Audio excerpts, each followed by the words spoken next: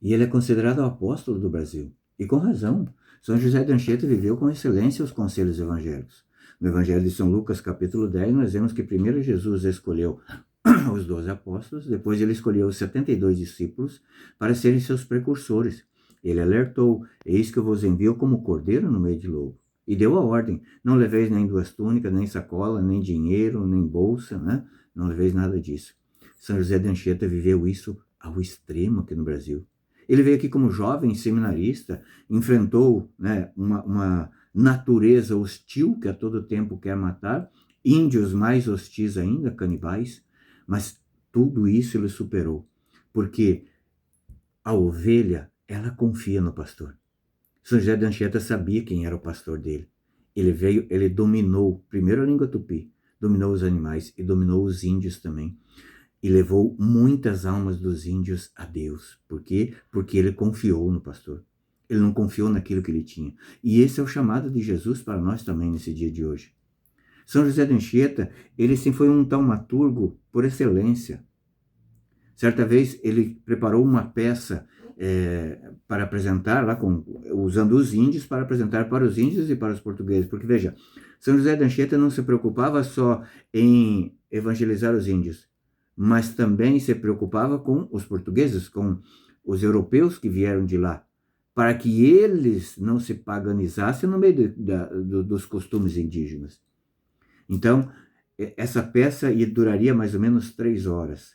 Quando eles começaram a peça, então se fechou um tempo muito feio e o povo começou a querer ir embora das aldeias, né? Então, São José de Anchieta falou: calma, pode ficar, enquanto vocês estiverem aqui, não vai chover. E, de fato, o tempo chovia em redor e não chovia ali. Quando acabou a peça, que todos já estavam recolhidos, então começou a chover. Certa vez, uma cobra começou a atacar as aldeias e matava algumas pessoas.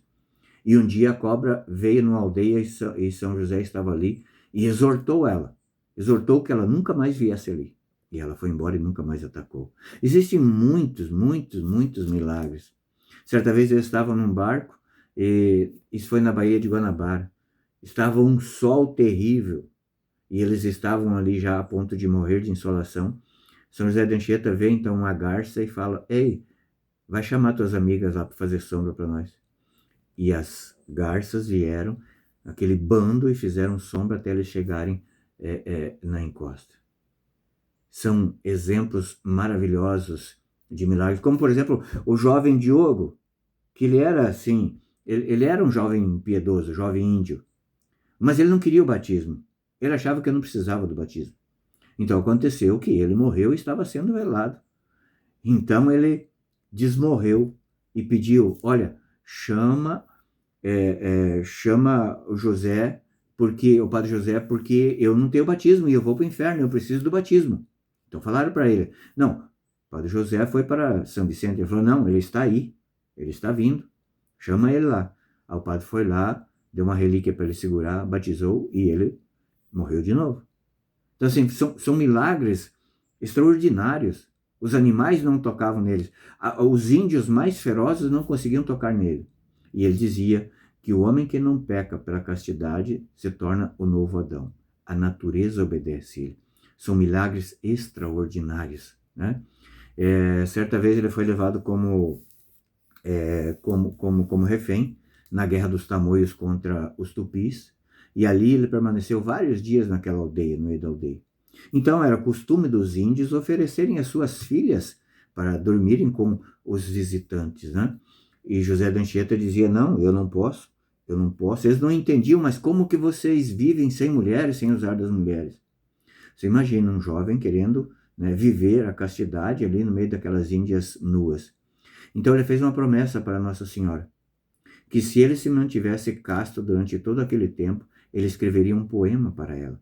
E ele escreveu. Quem já viu aquele desenho, né? aquele quadro com ele escrevendo, São José escrevendo no mar com um galho, aquilo ali é a representação de que ele escreveu 4.780 versos em latim para Nossa Senhora.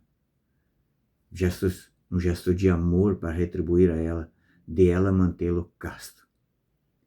Esse é o convite de Jesus para nós, para que hoje nós sejamos os seus discípulos, os seus enviados.